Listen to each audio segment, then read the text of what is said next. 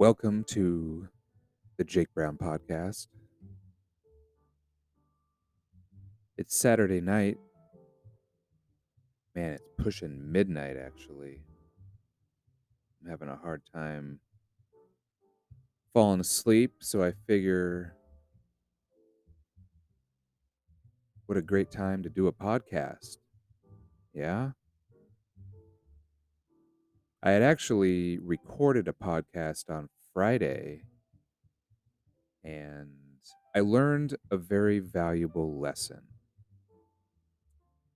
If I'm going to record a show, it's very important how I pick my topics. The mistake I made, I picked a topic that was at best depressing, at worst really depressing, tragic, some might say. God, I led off with a segment about the demise of the Pac 12. And oh man, it just like put me in a funk. The whole show had no juice, no energy. It's like it just spiraled.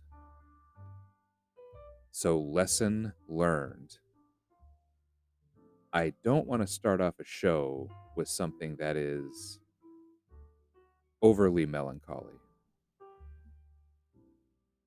Now, do I really care that much that the Pac 12 conference is essentially disbanding at the end of the spring sports in 2024?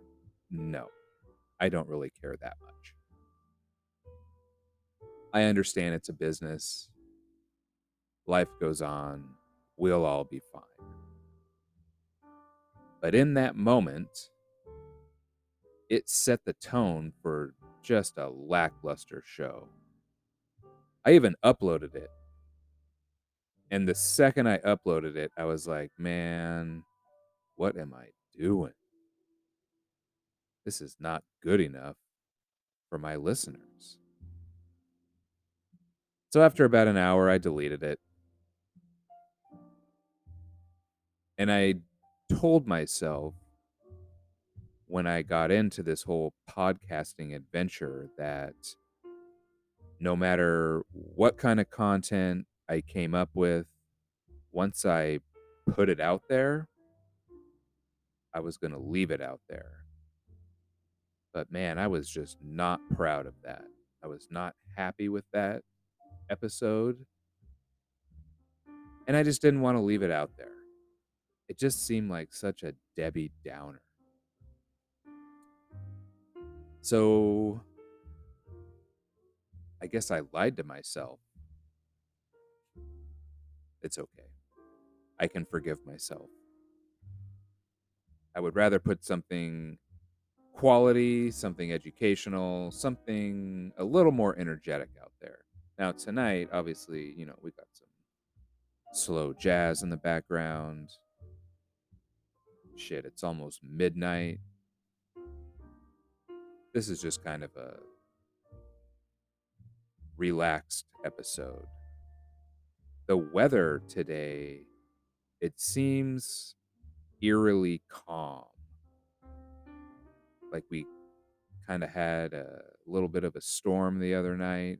It was really raining hard. Had some wind.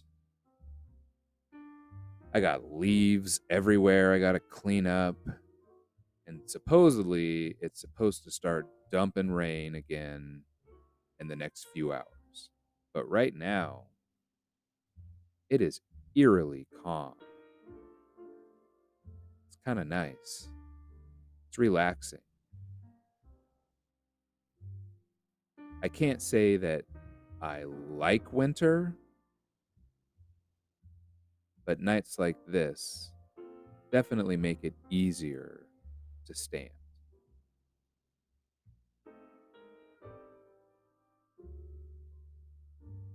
Well, with that said, My topic that I wanted to talk about, oddly enough, or ironically enough, is weather depression real? Is that a thing? Does that affect people? It seems like some people have no issues. Spring, summer, fall, winter, they're just consistent across the board. I feel like I used to be one of those people. I've spent the majority of my life in the Pacific Northwest between Oregon and Washington. I did spend a few years in Southern California and one really unfortunate year in Missouri, aka Misery. But for the most part, I've lived between Oregon and Washington, and I never had any issues with the weather. Winters, I was pretty even keel. They never affected me. I could deal with the rain. I still had activities that I did, whether inside or outside. It was no big deal. Something in my brain changed last year. I don't know what it was, but something clicked. And now all of a sudden, I find myself really dreading the winters. And I don't know why. Was never a problem before. I feel like my life is essentially the same. I still have a good group of friends. I got a great job. I'm in a very healthy relationship. From a physical fitness standpoint, I don't think I've ever been in better shape than I am now. My head's in a good place for the most part.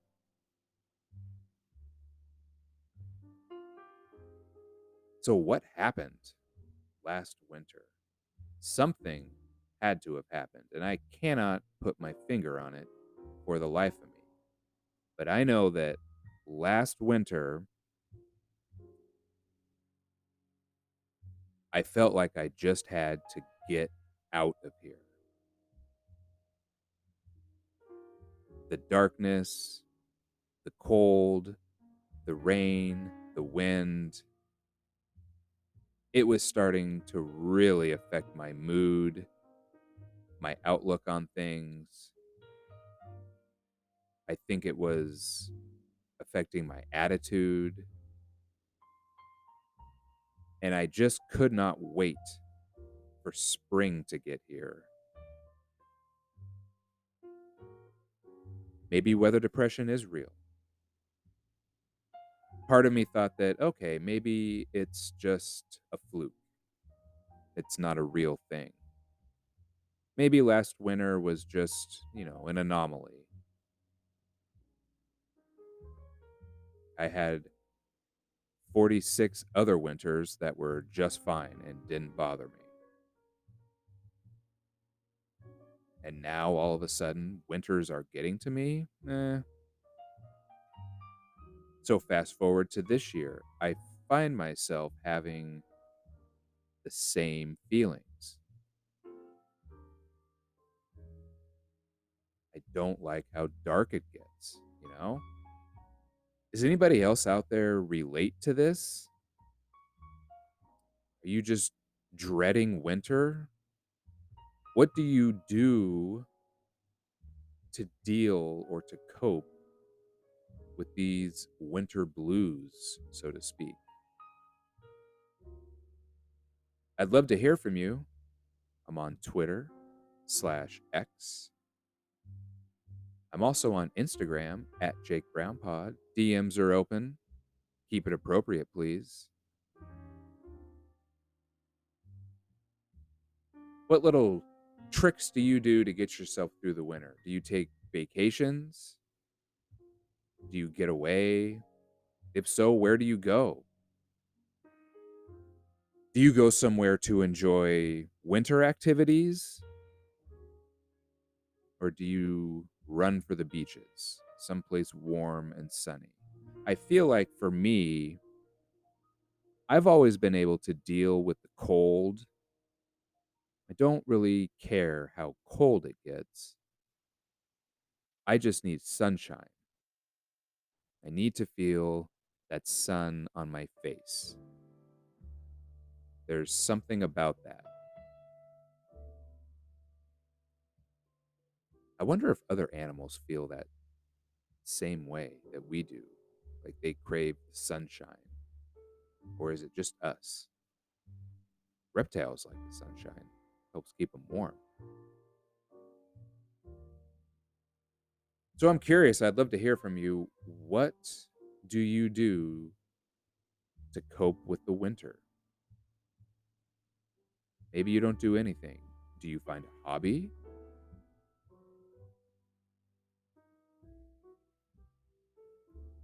Maybe this is my hobby. This podcast is my winter hobby. I hope it's not just a winter hobby. I'd like to continue doing this all year.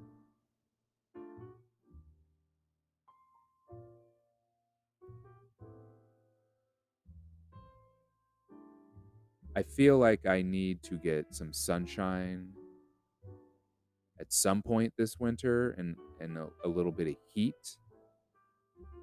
So maybe I'll look to get out of town. I think that would be a good thing. Probably good for my mental health as well to get some sunshine. I think it's very important for all of us who live in this region, being the Pacific Northwest. And when I say the Pacific Northwest, I feel like that extends way up into Alaska because it doesn't get any more northwest than that.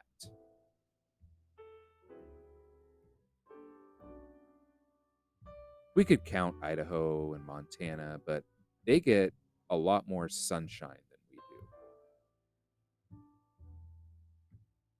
It's pretty gray over here.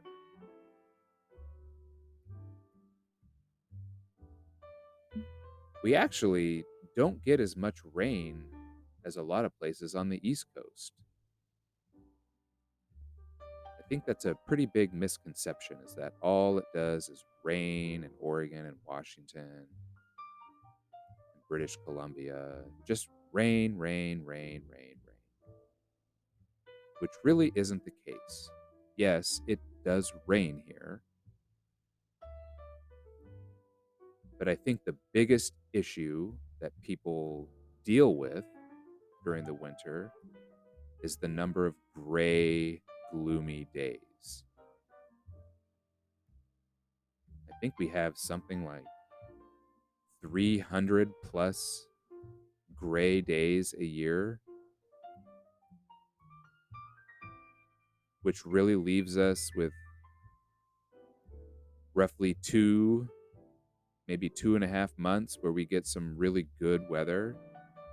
And don't get me wrong, the summers that we have in the Northwest are second to none.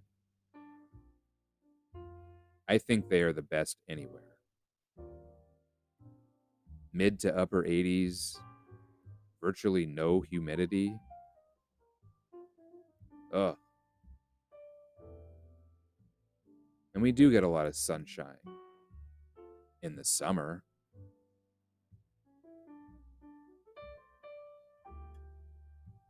Does that make the winters worth it, though? Oh, man. 300 days of gray is a lot of gray, you know? That's a lot of gray.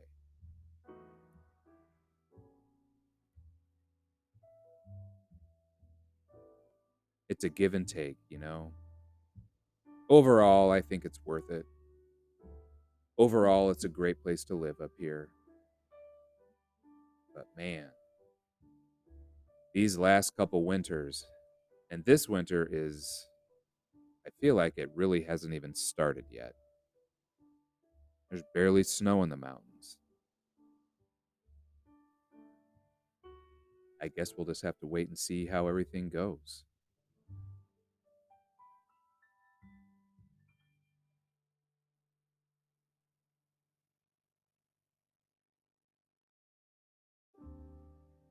According to the Mayo Clinic, weather depression is officially called seasonal affective disorder. So it is a real thing, just under a different name.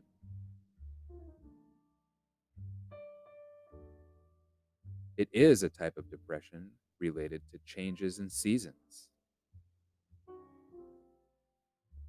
It begins and ends about the same time every year, and if you're like most people, your symptoms start in the fall and continue into the winter months, sapping your energy and making you feel moody.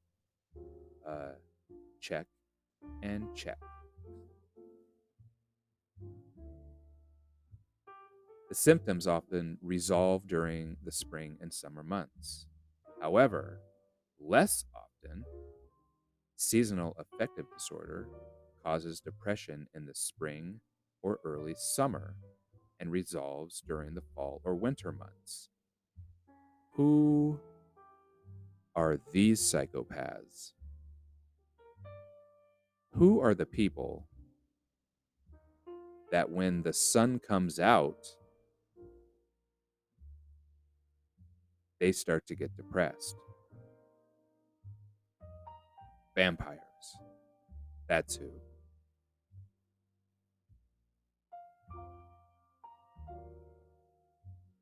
Does anybody out there suffer from summertime seasonal depression? I would love to know that. I don't think I've ever met anybody who lives in this region that suffers from summertime seasonal affective disorder.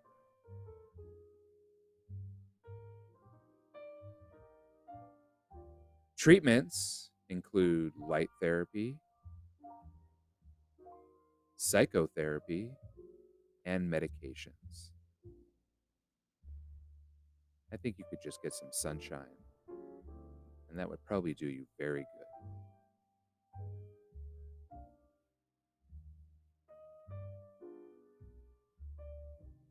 I think exercise has always been a huge thing for me during the winter time. It definitely occupies my mind. It gives me something to look forward to. For me, I almost have my best workouts, my most intense workouts, my most focused workouts during the winter because there's nothing else to do. Gets me out of the house, it keeps me social. I think it's real easy to just kind of close up shop once it starts getting dark around 4:30 in the afternoon. If it wasn't for the gym, I really don't know what I'd do. I guess I'd probably just sit around, listen to podcasts, watch movies, eat. I think that's what a lot of people do when they suffer from any form of depression. They eat a lot. So the gym has definitely been a form of therapy for me, really in all aspects of my life.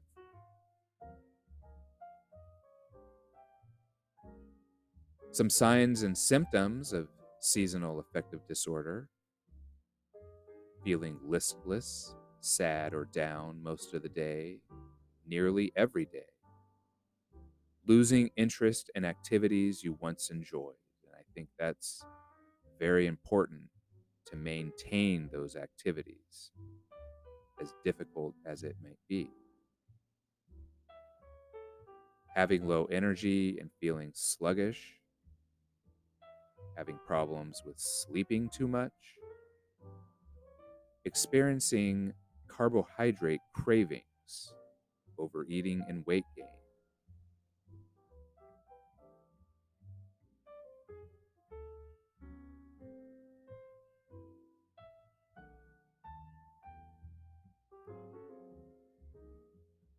On the flip side, the spring and summer seasonal affective disorder, insomnia, poor appetite, weight loss, agitation or anxiety, and increased irritability. I don't know, sometimes I'm cranky all year. It doesn't matter what the weather's like. Again, if you feel like you're suffering from seasonal affective disorder, you should probably speak with your physician.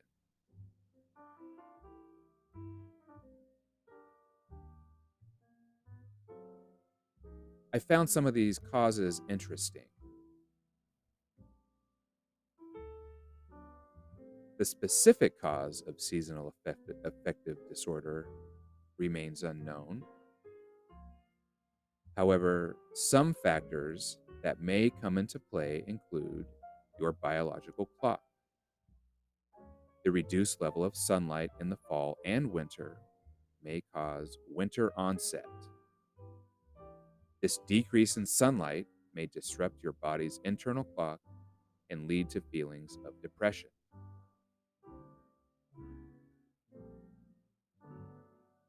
Serotonin levels. A drop in serotonin, a brain chemical that affects mood, might play a role in seasonal affective disorder.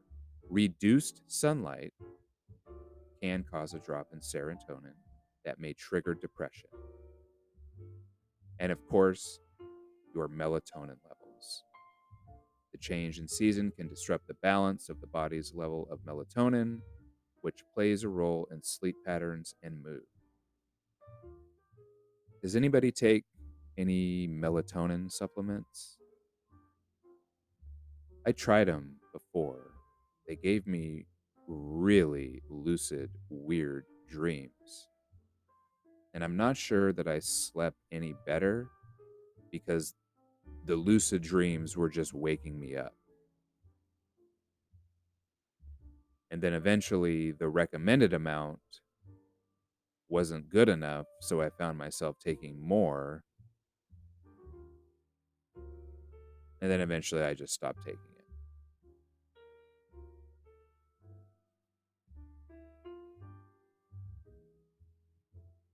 People who live far away from the equator appear to be more common for having seasonal affective disorder, which would make sense. It's sunny and warm at the equator.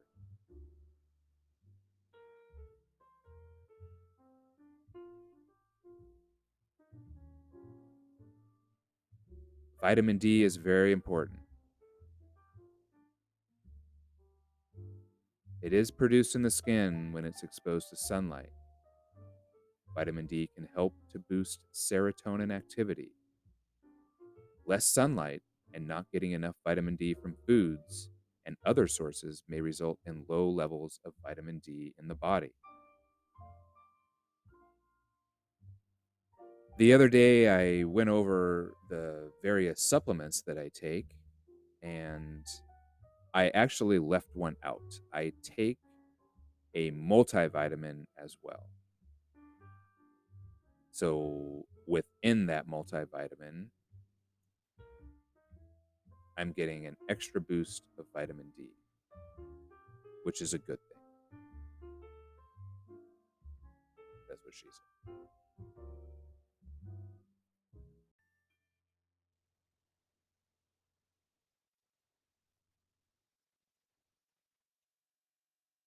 So, what can we do to prevent seasonal affective disorder.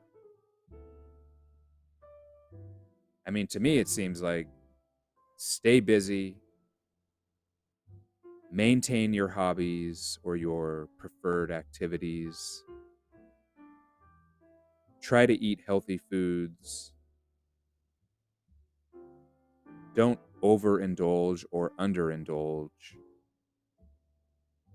exercise, exercise, exercise, and if at all possible, get as much sunlight as you can. I feel like up here, the second that we get a break in the weather, we need to stop what we're doing and get outside and just go for a walk. Let that sun hit us in the face and soak up as much of that vitamin D as we can.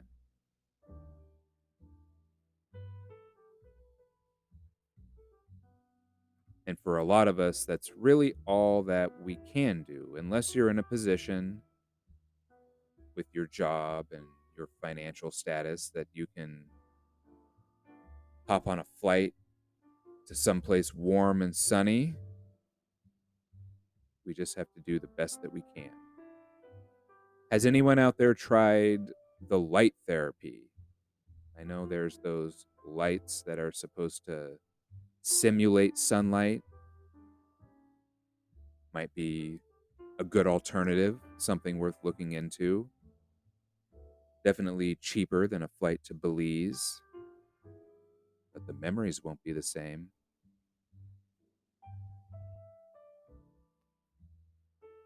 Well, I guess I answered my own question as to whether weather depression is real. I think it's very real. But I think that it's beatable if we're disciplined and we make good choices.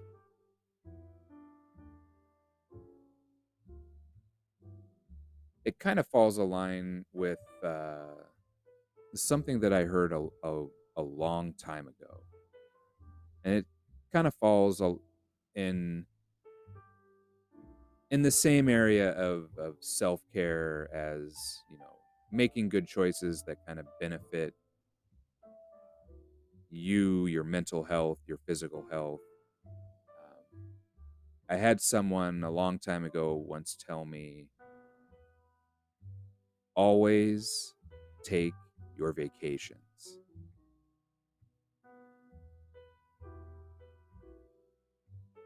Always take your vacations. And for me, I feel like these winter vacations are probably more important than anywhere that I might go during the summer.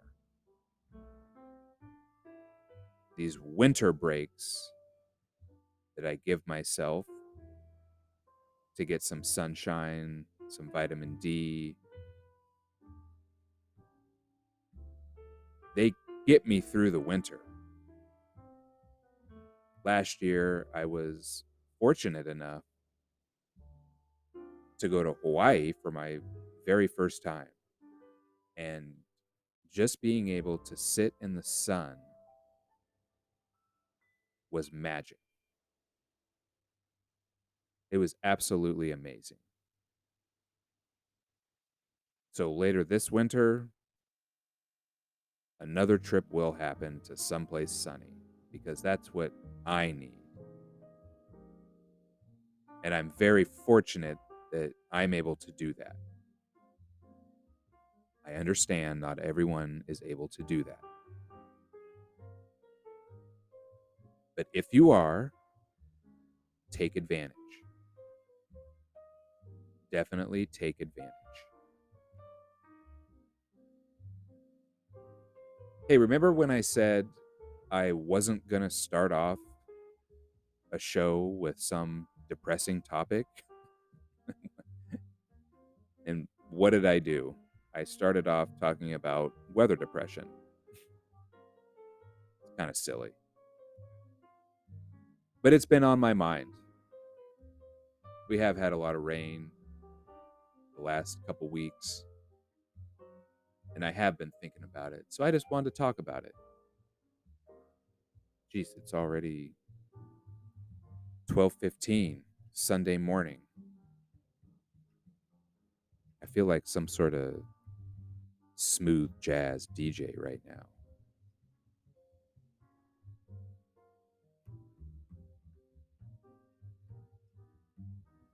If you know me, you know that I have a broad sense of humor. I like all kinds of jokes. I have a very dark sense of humor.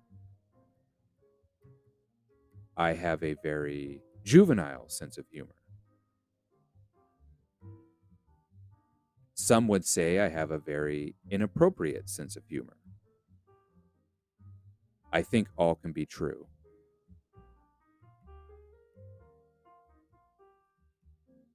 But I do love a good dad joke. And I don't know why. I don't know why.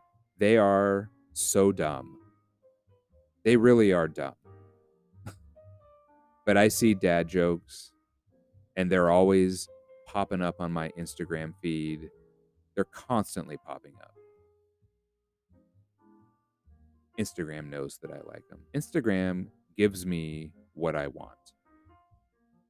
Lots of dad jokes, lots of animals being mauled, lots of sports, and specifically lots of motorcycle racing. I think my Instagram probably knows me better than I know me. So, of course, I had to challenge Bard to create 5 original dad jokes.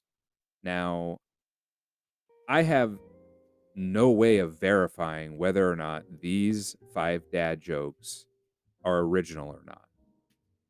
So I'm going to go through each 5 and I'm going to give them a 5-star rating to a 1-star rating.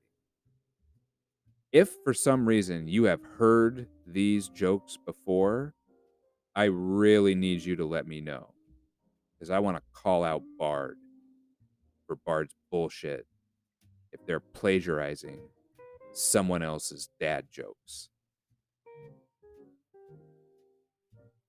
All right. Number 1. Did you hear about the restaurant on the moon?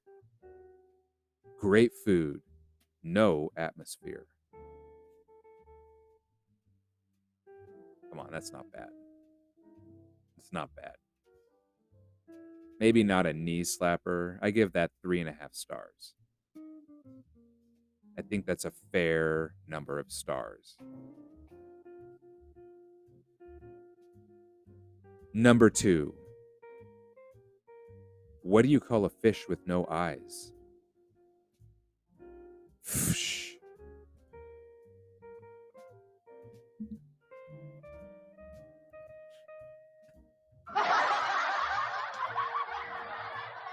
You get it?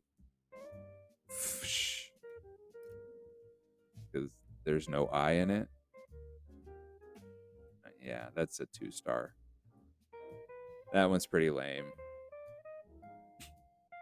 That sounds like a dad joke that artificial intelligence would make up.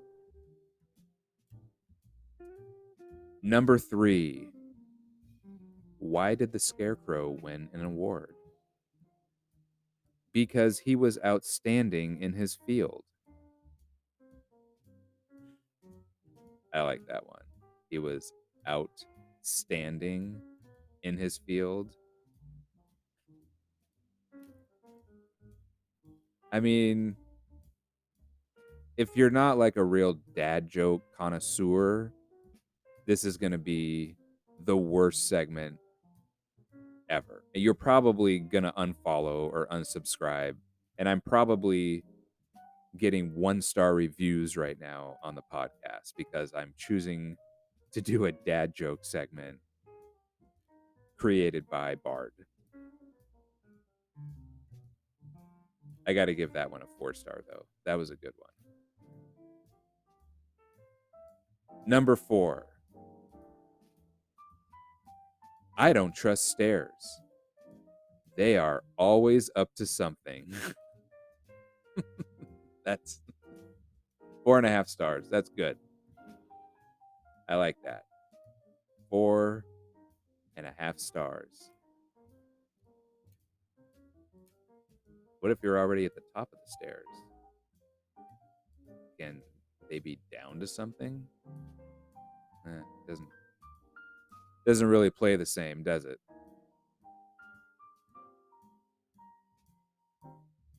And number 5. What do you call a lazy kangaroo? A pouch potato.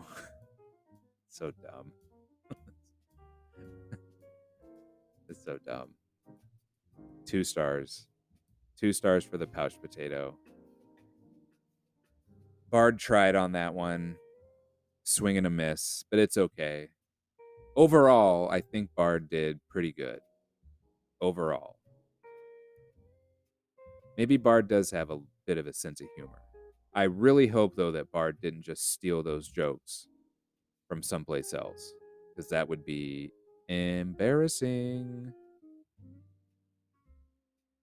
Again, I'm on Twitter and Instagram at JakeBrownPod. If you have heard these jokes before, let me know, because I'm going to spend a segment calling out Bard on his bullshit.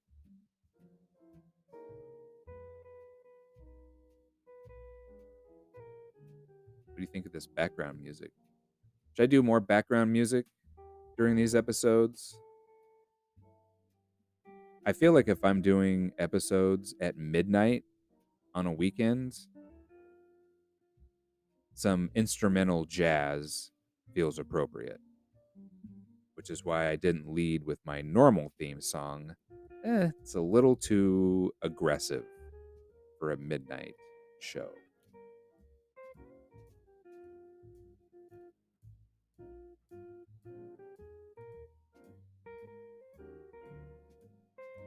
I was going to do a boxing corner tonight, but I don't have too much to report. It's a great week of practice. I will say that I'm working more and more on body shots, which I'm hoping will pay off when I start to spar again. I've been on a little break from sparring, but I'm going to get back to it. I miss it.